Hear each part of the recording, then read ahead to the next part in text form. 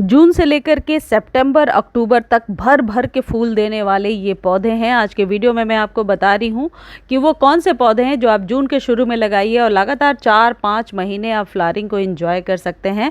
और ये जो फ्लावर्स हैं ये परमानेंट हैं, इन्हें एक बार आप अपने गार्डन में या बगीचे में या ज़मीन पर भी यदि लगाते हैं तो ये पौधे सालों साल चलेंगे और इनको लगाने का ये सही टाइम है। तो आज के वीडियो में इन फ्लावर्स का नेम भी बता रही हूँ, इनके रख रखाव के बारे में भी बता रही हूँ। देखिए, सबसे पहला जो पौधा है वो है गुड़हल यानी हिबिस्कस। हिबिस्कस को लगाने का सही टाइम है। हिबिस्कस की लाइफ 8 से 9 साल जरूर होती है यदि आप संभाल कर चलते हैं। हिबिस्कस हाइब्रिड हो या देसी हो, दोनों ही लगा सकते हैं। हिबिस्कस में 3-4 वेराइटीज़ बहुत कॉमन है, रेड, येलो, वाइट, जो देसी वाले हैं। हाइब्रिड के कलर्स अलग अलग आते हैं। हिबिस्कस को यदि आप घर में लगा रहे हैं किसी भी तरीके की सॉइल में लगा सकते हैं, लेकिन 20-30% यदि कंपोस्ट उसमें डाल देते हैं और 4-5 घंटे की धूप दिखा देते हैं तो इतना एनफ है। ऐसे में ही पौधा सरवाइव कर जाता है और फ्लावरिंग करने लगता है। हिबिस्कस पर अलग से वीडियो मैंने एवरग्रीन वाले चैनल पर डाल दिया है, लिंक आपको चाहिए तो आप लिख कर भेज दीजिए कि हिबिस्कस फ्लावर के फर्टिलाइज़र का लिंक दे दीजिए। तो इसको आप 50 से लेकर 100 रुपीज़ तक में अभी नर्सरी से ख़रीद सकते हैं। इस मंथ में यदि इस पौधे को लगा रहे हैं तो इस बात का ध्यान रखिए कि इवनिंग के टाइम में रिपोर्ट करेंगे और हमेशा 8 से 10 इंच का कंटेनर रखिए। दूसरा जो बेल वाला पौधा है अभी लगा सकते हैं वो है मॉर्निंग ग्लोरी। देखिए कितना ऊंचा चला गया है। यदि ज़मीन में लगाते हैं, गमले में भी बहुत आसानी से लगाया जा सकता है। इसके बहुत सारे कलर्स अभी आपको नर्सरी पर मिल जाएंगे और बीजों से भी अभी आप ग्रो कर सकते हैं। अब तीसरा जो पौधा है जो अभी 70-80 रुपये में आपको नर्सरी पर मिलेगा वो है अलामांडा। अलामांडा के 3-4 कलर्स आपको मिल जाएंगे। अलामांडा को हमेशा थोड़े चौड़े और बड़े कंटेनर में लगाना चाहिए। इसी तरीके से आप टिकोमा लगा सकते हैं।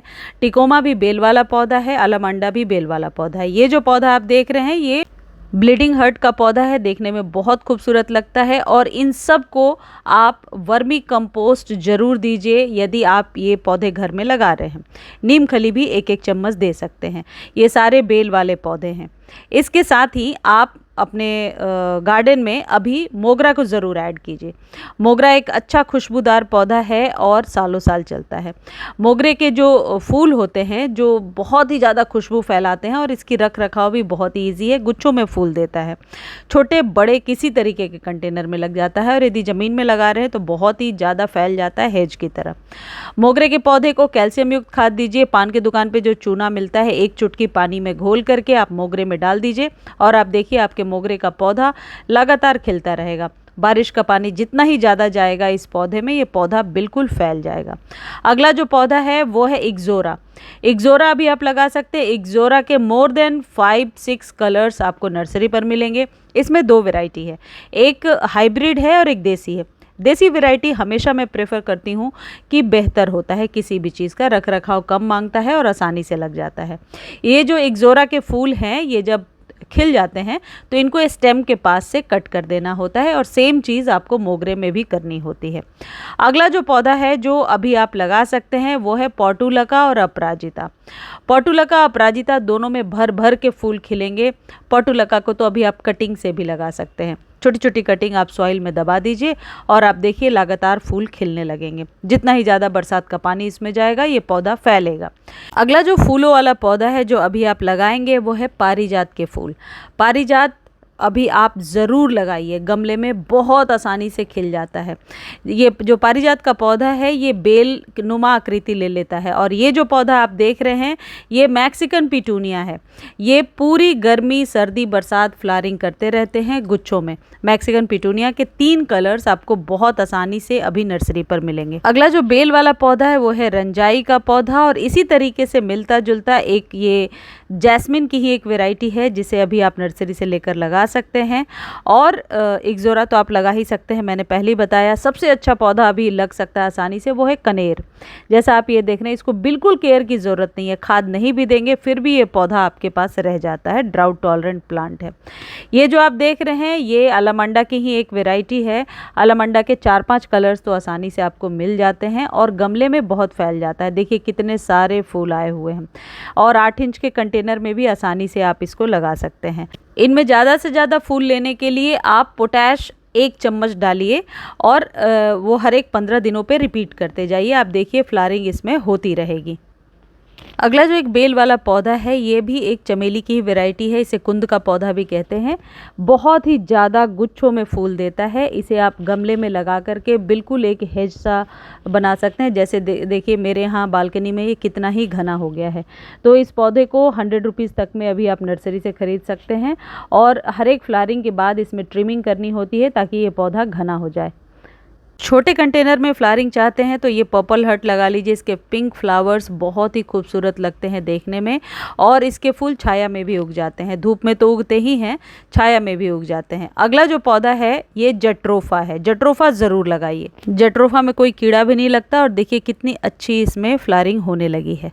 और यदि कोई ऐसा पौधा लगाना चाहते हैं जो खुशबू से पूरे बगीचे को भर दे, वो है गार्डेनिया का पौधा। गार्डेनिया लगाइए, मधुमालती लगाइए, रजनीगंधा लगाइए और रात रानी। ये सभी पौधे अभी आसानी से आपको लग जाएंगे, और सबसे अच्छी बात है कि इस सीज़न में सस्ते भी मिलते हैं, लगाना भी आसान है, और नर्सरी से लाने के बाद ये रिपोर्ट करने पर मरेंगे भी नहीं। एक और पौधा है जिसे अब तक आपने नहीं लगाया तो ज़रूर लगाइए, वो है अडेनियम का पौधा। अडेनियम में हालांकि फ्लावरिंग का ही टाइम चल रहा है, और अडेनियम के छोटे पौधे को भी यदि आप खरीद कर लाते हैं तो धीरे धीरे इसकी कोडेक्स मोटी होने लगती है, और ये पौधा आपके यहाँ हर एक साल सीज़न में फ्लावरिंग करना शुरू करता है। जितने भी पौधे थे धूप वाले पौधे थे, लेकिन छाया में आप फ्लावरिंग चाहते हैं तो एंथोरियम लगा लीजिए।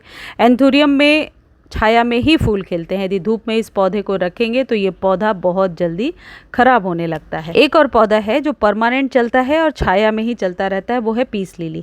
पीस लिली का पौधा भी अभी आप लगा सकते हैं। अब धूप वाले पौधों की बात करें तो गुलाब के फूल अभी आप लगा सकते हैं। गुलाब का पौधा यदि आप लेकर आते हैं, बरसातों में आसानी से चल जाता है और सर्दियों में बचाना भी आसान होता है। तो गुलाब का पौधा अभी आप घर ला सकते हैं, 50 से 100 रुपये में मिलेगा। घर लाने के बाद इवनिंग के टाइम में रीपॉट कीजिए, और घर में जो यूज्ड टी लीफ होता है उसे धो करके सुखाइए, और वही चाय पत्ती हर एक 7 से 8 दिनों पर आप अपने गुलाब में डालते जाइए। गुलाब को एसिडिक सॉइल पसंद है, और जो चाय पत्ती है वो मिट्टी में जा कर के गुलाब के लिए इस तरीके की आप कह सकते हैं एसिडिक सॉइल बनाती है कि गुलाब पर आप ढेरों फ्लावरिंग ले सकते हैं। एक और पौधा है जो कटिंग से ग्रो होगा। यदि आप अभी ले करके आ जाते हैं नर्सरी से तो बरसातों में मैं आपको बताऊंगी कि इसकी कटिंग्स को कैसे ग्रो करना है, और यह है बेबी सनरोज़। मैं इतना छोटा पौध लेकर के आई थी, और अभी यदि किसी दिन वीडियो में आपको दिखाऊंगी तो इतना फैल गया है। हैंगिंग बास्केट के लिए one of the best plant है, और बिना केयर के चलता रहता है। एक और पौधा है जो परमानेंट है। ये जितने भी पौधे मैं आपको बता रही हूँ सभी परमानेंट पौधे हैं, और ये है मधुकामनी। मधुकामनी की खुशबू बहुत अच्छी होती है। यदि कुछ ऐसे 4-5 पौधे आप लगाना चाहते हैं जिससे बहुत अच्छी फ्रेगरेंस आती है तो मधुकामनी को उसमें ज़रूर शामिल कीजिए। इन सब को वही पोटेशियम युक्त खाद देना है फ्लावरिंग लेने के लिए, जो अक्सर मैं आप लोगों को बताती रहती हूँ। या फिर आपको लिंक चाहिए कि घर में किस तरीके से पोटाश बनाना है, या NPK कैसे तैयार करना है, या ह्यूमिक एसिड कैसे तैयार करना है, तो आप उस खाद का नाम लिख करके लिंक मांग सकते हैं, आपको मिल जाएगा। यदि आप एक और परमानेंट पौधा लगाना चाहते हैं तो सदाबहार लगाइए। विंका को बीजों से भी ग्रो किया जा सकता है। हाइब्रिड विंका को थोड़ा अवॉइड कीजिए बरसात में, लेकिन देसी वाले जो 2-3 कलर्स हैं लगाइए, वो बीजों से भी ग्रो हो जाते हैं। इसी तरीके के बहुत सारे मुसेंडा वगैरह के पौधे हैं जो अभी आप फ्लावरिंग प्लांट्स ले सकते हैं, लगा सकते हैं, और बहुत आसानी से 4-5 महीने आप अपनी गार्डनिंग को इंजॉय कर सकते हैं बिना किसी केयर के। चलिए, मैंने कोशिश किया है कंप्लीट जानकारी देने के लिए। फिर भी कोई क्वेश्चन है आपके माइंड में, आप कमेंट सेक्शन में लिख सकते हैं। मेरे द्वारा दी गई ये जानकारी आपको थोड़ी भी अच्छी लगती है तो प्लीज़ चैनल को लाइक, शेयर, सब्सक्राइब कीजिए। इससे हमारे व्हील पावर को एप्रिसिएशन भी मिल जाता है। और फेसबुक पर देख रहे हैं तो फॉलो कीजिए और शेयर कीजिए। धन्यवाद।